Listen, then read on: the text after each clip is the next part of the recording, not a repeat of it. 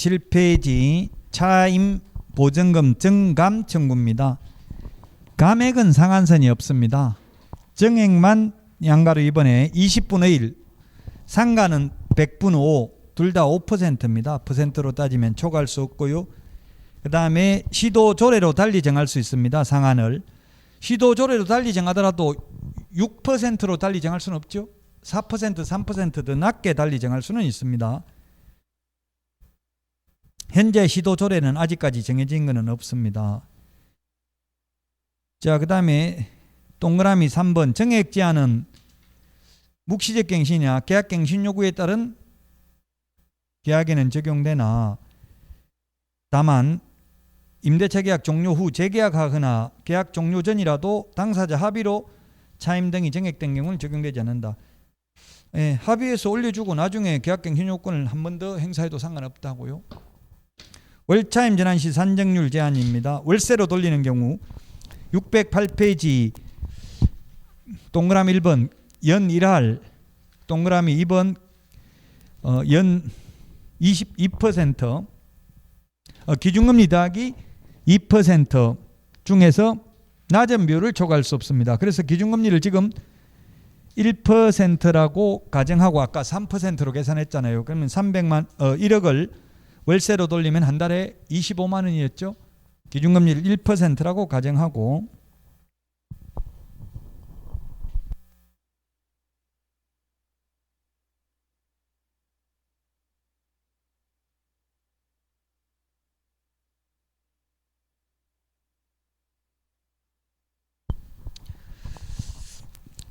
자, 그 다음에 5번 표준 임대차 계약서 사용입니다. 표준 임대차 계약서는 법무부 장관이 국토부 장관과 협의합니다. 주어가 법무부 장관입니다. 국토부 장관이 법무부 장관하고 협의한다면 X입니다. 공인중개사법에는 법무부 장관은 없잖아요. 주택임대차보호법이기 때문에 주어가 법무부 장관입니다. 이 표준계약서를 원칙적으로 사용합니다. 우선적으로. 다만 합의가 있는 경우 그러하지 아니합니다. 6번 편면적 강행규정입니다. 편면적 강행규정. 임차인에게 불리한 약정은 효력이 없습니다. 그래서 예를 들면 임대차 계약이 최단기가 2년인데 1년 계약 체결을 하면 세입자는 1년 만에 나가도 되고 주인은 1년 만에 내보낼 수 없습니다. 그 주인 입장에는 아예 처음부터 2년 계약하는 게 좋습니다. 주인 입장에서는. 세입자 입장에서는 짧게 하는 게 좋죠. 지금 관행은 보니까 원룸 같은 거는 1년을 많이 하고 있더라고요. 그럼 세입자는 1년 만에 나간다고 할 수 있는데 만약에 2년 계약해놓고 세입자가 1년 만에 나간다고 하면 주인은 나머지 1년분 월세를 다 받을 수 있다는 이야기입니다. 아예 보증금에서 공제하고 내주면 되겠죠.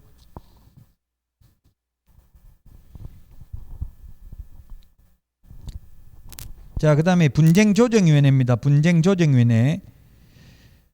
분쟁조정위원회는 609페이지 위원회 비교하는 거 첫 번째 주에 내드렸습니다. 분쟁조정위원회는 법률구조공단 지부, 그 다음에 한국토지주택공사 및 한국감정원에 두고, 한국감정원이 한국부동산으로 바뀌었죠. 둔다, 이건 두고, 시도에는 둘 수 있다. 시도에는 둘 수 있고 대한법률구조공단, 토지주택공사, 한국부동산원에는 둔다, 두어야 합니다.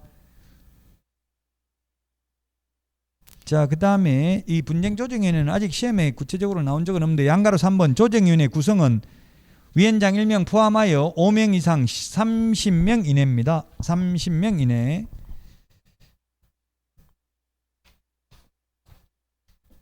다음은 610페이지입니다. 610페이지.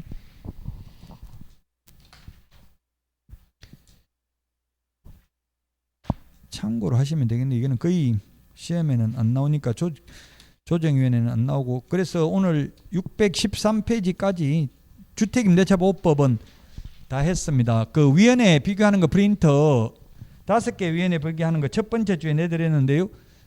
그 비교를 하는 게 공인중개사 정책심의위원회는 둘 수 있다. 공제운영위원회는 둔다. 주택임대차위원, 우리 책엔 지금 주택임대차위원회는 안 나와 있는데 주택임대차위원회는 법무부에 둔다.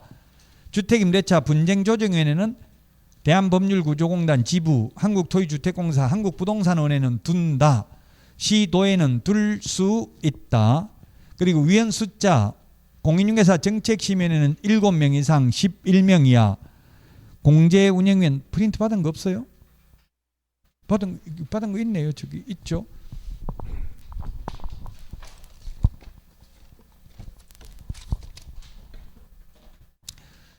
자, 그 다음에 공제운영위원회는 19명 이하, 주택임대차위원회는 9명 이상 15명 이하, 주택임대차 분쟁조정위원회는 5명 이상 30명 이하입니다. 시험에 잘 안 나오니까 우리 책에도 주택임대차위원회는 아예 적어놓지도 않았습니다. 자, 오늘 613페이지까지 하고 다음 주에 614부터 이제 상가 건물임대차보호법부터 끝까지 하도록 하겠습니다. 그 오늘 내던 프린트에 보면 적용 범위, 주택은 모든 주택, 상가는 환산보증금 일정 금액 이하, 그 다음에 일시사용을 위한 임대차임이 명백한 경우 적용되지 않는다. 모텔에 숙박계약하는 것은 주택임대차보호법 적용되지 않는다고 했고요. 대항력은 주택은 이사하고 전입신고하면 다음날 오전 0시에 생기고요. 우선면제는 대항력을 갖추고 확정일자 받으면 확정일자 받은 날 우선면제 생기고요.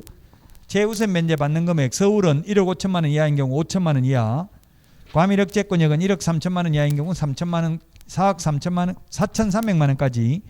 그 다음에 광역시는 7천만 원 이하인 경우 2,300만 원까지 재우선 면제되고요. 기타 지역은 6천만 원 이하인 경우 2천만 원 이하까지 재우선 면제되는데, 재우선 면제 무조건 다 되는 게 아니라 주택가격의 2분의 1 범위 내에서만.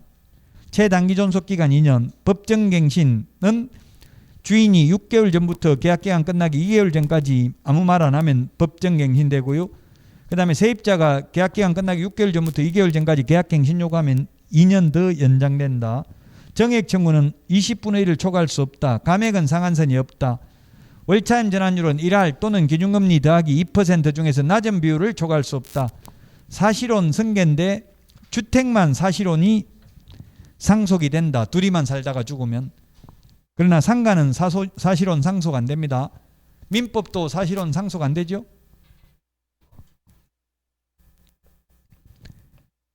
그래서 사실혼만 하지 말고 법률혼을 하는 게 중요하겠죠. 법률혼은 그냥 몰래 혼인신고해도 돼요. 혼자서. 몰래 하지 말고 그는 남편 설득하면 해줄 겁니다. 부인한테 설득해도 되고요. 사실혼은. 사실혼보다 법률혼이 좋죠. 보호받는 거는. 재산이 많으면 법률혼을 빨리 해야 되고 재산 없으면 안 하는 게 좋겠죠. 의무만 부담할 수도 있으니까. 임차권 등기명령 주택상가 다 가능하고요. 임대차 분쟁조정위원회 주택상가 다 있습니다. 차임 연체와 해지인데 주택은 2개의 차임액을 연체하면 해지할 수 있고 상가는 3개의 차임액을 연체해 해지할 수 있습니다. 소액사건 시판법은 우리 책에 있는데 제가 안 읽고 넘어왔습니다. 시험에 나온 적은 없습니다. 3천만 원 이하인 경우 소액식 사건으로 빨리 재판한다는 이야기입니다. 소송을. 그 다음에 임대차 정보 제공 요청, 이해관계인은 동주민센터에 요청할 수 있습니다. 즉 아까 주인이 직접 살겠다 해놓고 안 살고 다른 데 세놓으면 세 났는지 안 났는지 어떻게 할 수 있냐고요. 이해관계인에 해당되니까 동주민센터에 세대별 주민등록을 열람할 수 있어요. 전 세입자는.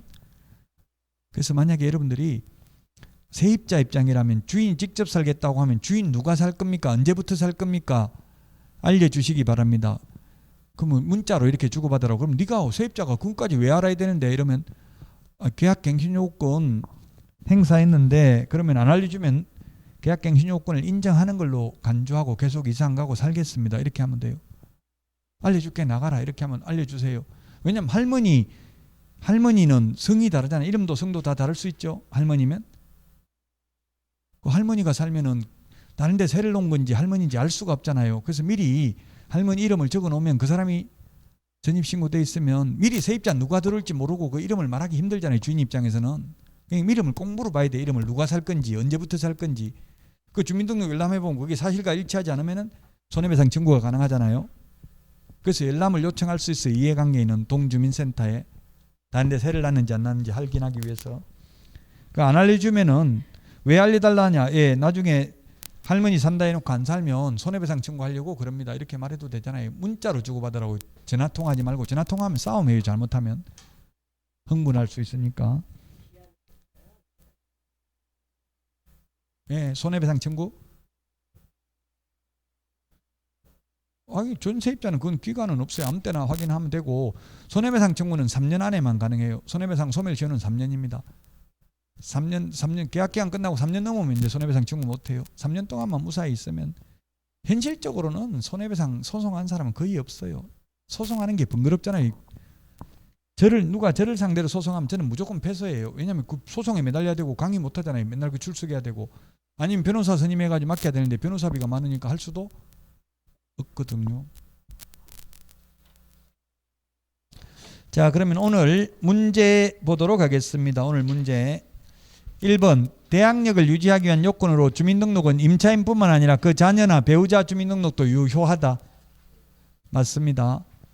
대항력 전입신고가 돼 있어야 되는데 임차인이 꼭 전입신고 안 돼 있어도 자녀 주민등록이 돼 있어도 대항력 인정됩니다. 자, 그 다음에 2번은 부동산 거래, 이게 법조문 그대로입니다. 법조문에 있는 게 아까 전자계약서 법조문에 있는 게 시험에 나온다고 했죠. 부동산 거래 전자계약 시스템, 이게 전자계약서입니다. 전자계약서 적으면 따로 임대차 신고할 필요 없고 해제 신고할 필요 없고 부동산 거래 신고할 필요 없고 확정일자 받으러 갈 필요도 없다 했습니다. 또 계약서 확인 설명서를 종이계약서 출력해서 보존할 필요도 없습니다. 그래서 2번도 맞습니다. 그 다음에 3번입니다. 계약기간을 1년으로 정한 경우 임차인이 2년을 주장하더라도 임대인은 1년으로 항면할 수 있다. X죠. 1년 계약했으면 세입자는 1년 만에 나간다고 할 수 있지만 주인은 1년 만에 못 내보낸다고요. 틀렸습니다. 반대로 임대인 임차인 반대로 했죠. 3번 틀렸습니다. 4번은 남편 죽었는데 도저히 무서워서 못 살겠다. 얼마나 이야기하는 데서요. 1개월 안에 아까 이야기해야 된다 했죠. 3개월이 아니고 1개월. 3개월이 아니고 1개월이라고요. 1개월. 자, 그 다음에 5번. 등기해놓고 나가가지고 주인한테 보증금 돌려달라 하니까 등기 말소해주면 돌려줄게. 동시행 항명권 행사하겠다. 안 된다. 한번 정가가 있잖아요. 보증금을 안 돌려줘가지고 임차권 등기해놓고 나간 거잖아요. 비워놓고 또 돈 돌려달라 하니까 등기 말소해주면 돌려줄게 해놓고 말소부터 해주고 그리고 안 돌려주면 어떻게 하냐고요. 그래서 선이행 돈부터 돌려주고 말소해달라고 해야 된다는 게 판례라고요. 5번 맞습니다. 6번 금인계약을 체결한 당사자 중 1인이나 그 위임을 받은 자, 계약서를 작성한 변호사, 법무사, 개업공개사가 신청할 수 있는 거지 신청하여야 한다. X입니다. 법조문에는 아직도 중개업자라고 돼 있어요. 부동산 등기특별조치법에. 중개업자는 2014년도에 바뀌었는데 그래서 부동산 등기특별조치법은 시험에 거의 안 나온다고 했죠. 이렇게 용어도 안 바꾸고 있어요. 중개업자는 2014년도에 공인중개사법에서는 개업공개사라고 바뀌었는데 부동산 등기특별조치법에는 아직도 중개업자라고 돼 있다고요. 7번 임차인은 선순위 저당권에 의하여 경매가 이루어진 경우 보증금을 모두 변제받을 때까지 존속을 주장할 수 있다.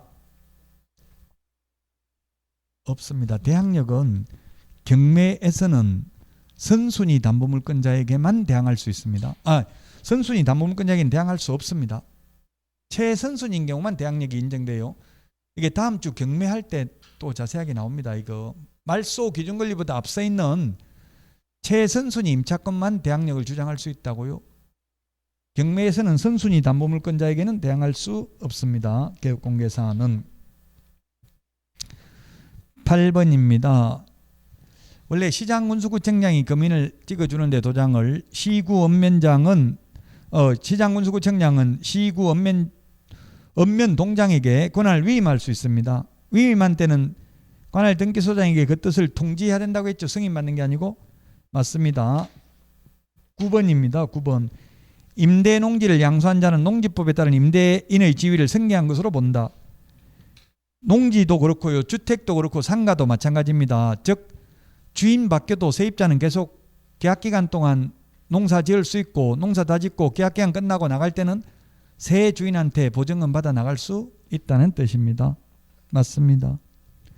10번입니다. 10번.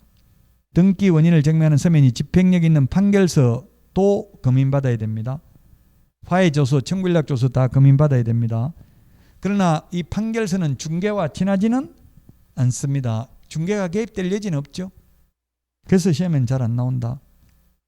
11번 임대인은 임대차 기간이 끝나기 6개월 전부터 2개월 전까지 계약갱신 요구를 할 경우 정당한 사유 없이 거절하지 못한다. 다만 주인이 직접 살려면 내보낼 수 있다. 직계존 비속도 마찬가지다. 12번 임대인이 임대차 기간 끝나기 6개월 전부터 2개월 전까지 기간에 임차인에게 갱신 거절을 통지하지 아니하거나 계약 조건을 변경하지 아니하면 갱신하지 아니한다는 뜻의 통지를 하지 아니한 경우에는 그 기간이 끝난 때에 전 임대차와 동일한 조건으로 다시 임대차한 것으로 본다. 소위 묵시적 갱신, 법정 갱신, 자동 연장, 아까 우리 그렇게 표현했습니다. 맞습니다. 13번 주택의 경우 계약갱신 요구에 의해서 갱신되는 경우 임차인은 언제든지 임대인에게 계약 해지 통지할 수 있고 임대인이 그 통지를 받은 날로부터 3개월이 지나면 효력이 발생합니다. 3개월 지나면 보증금 내줘야 됩니다. 그래서 현실적으로는 3개월 있다 다시 받으러 와라 이렇게 하면 되겠죠. 주인 입장에서 보면. 그래서 세입자 입장에서 보면 그럼 3개월 월세 공제하고 그냥 지금 내주세요 이렇게 많이 하더라고요. 3개월 월세 떼고 또 받으러 오는 것보다 그게 더 나을 수도 있죠. 14번 명의신탁 계약정에 따른 등기로 이루어진 부동산에 관한 물권 변동은 무효로 한다. 다만 부동산에 관한 물권을 취득하기 위한 계약에서 명의수탁자가 어느 한쪽 당사자가 되고 상대방 당사자는 명의신탁 계약정이 있다는 사실을 알지 못하는 경우는 그러하지 아니하다. 이게 소위 계약 명의신탁입니다. 맨 마지막 계약 명의신탁은 등기는 유효하다고 했죠. 등기 명의신탁은 소유권 이전 등기가 무효고요. 맞습니다. 15번입니다. 주인이 직접 산다고 세입자 내보내놓고 주인이 직접 안 살고 다른 데 세를 놓으면 손해배상해야 된다고요? 맞습니다. 15번 손해배상해야 되는 거. 단 손해배상액은 세 개 중에서 낮은 금액이라고 했어요? 큰 금액이라고 했어요?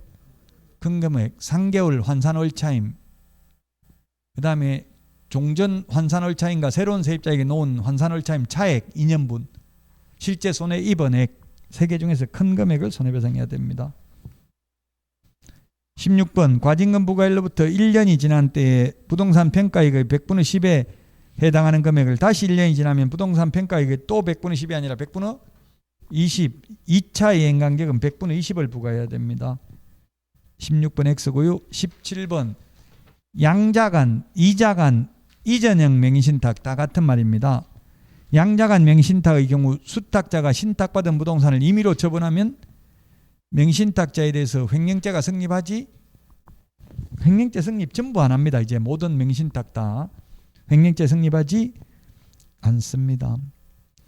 그래서 제가 인터넷에서 기사를 봤는데 어떤 분이 변호사 상담을 하는데 이런 걸 올려놨더라고요. 처제 명의로 땅을 사두었는데 처제가 팔아쳐먹고 도망갔는데 이거 잡아 죽일 수 있는 방법이 있으면 좀 알려주세요.